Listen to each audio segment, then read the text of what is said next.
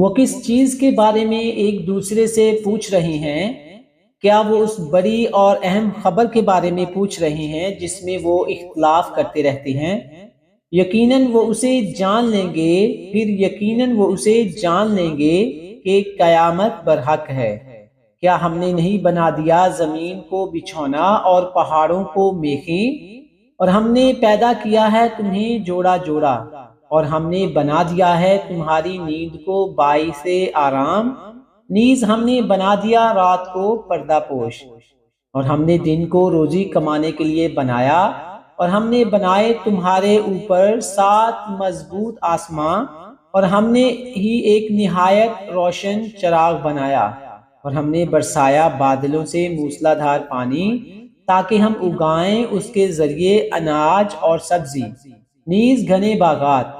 بے شک فیصلے کا دن ایک معین وقت ہے، جس روز سور پھونکا جائے گا تو تم چلے آؤ گے فوج در فوج، اور کھول دیا جائے گا آسماں تو وہ دروازے ہی دروازے بن کر رہ جائے گا، اور حرکت دی جائے گی پہاڑوں کو تو وہ سراب بن جائیں گے۔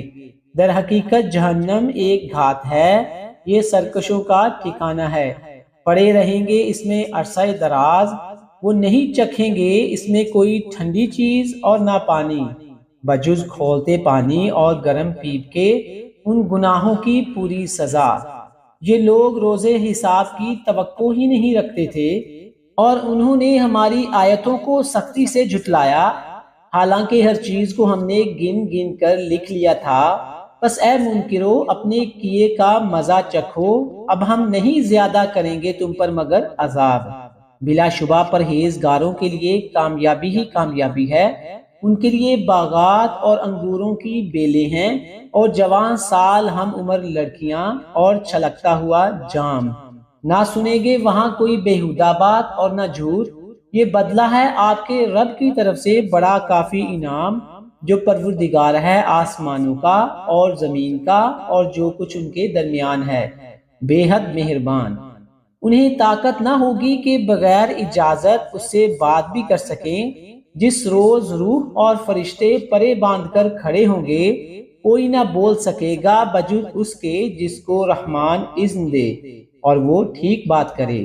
یہ دن برحق ہے، سو جس کا جی چاہے بنا لے اپنے رب کے جوار رحمت میں اپنا ٹھکانہ۔ بے شک ہم نے ڈرا دیا ہے تمہیں جلد آنے والے عذاب سے۔ اس دن دیکھ لے گا ہر شخص ان عملوں کو جو اس نے آگے بھیجے تھے، اور کافر بصد حسرت کہے گا کاش میں خاک ہوتا۔